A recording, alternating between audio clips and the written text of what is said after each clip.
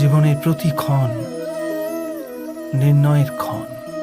প্রত্যেক পদে আগামী মুহূর্তের নির্ণয় করতে করতে যেতে হয়। আর নির্ণয় নিজের প্রভাব রেখে যায়।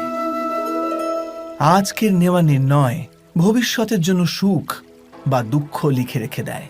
না কেবল নিজের জন্য, নিজের পরিবারের জন্যেও, আগামী প্রজন্মের জন্য বটে।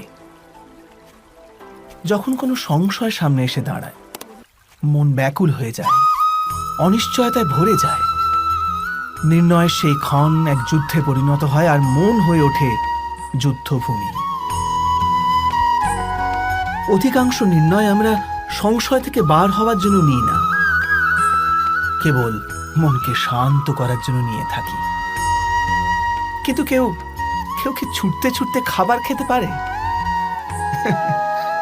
না। তবে কি যুদ্ধে যুঝতে থাকা কোনো মন সঠিক নির্ণয় নিতে পারে? বাস্তবে শান্ত মনে যে ব্যক্তি নির্ণয় নেয়, সে নিজের জন্য সুখময় ভবিষ্যৎ নির্মাণ করতে পারে। কিন্তু নিজের মনকে শুধু শান্ত করতেই যদি কেউ কোনো নির্ণয় নেয়, তবে সে ব্যক্তি নিজের জন্য ভবিষ্যতে কাঁটা বৃক্ষ রোপণ করে। স্বয়ং বিচার করে দেখুন।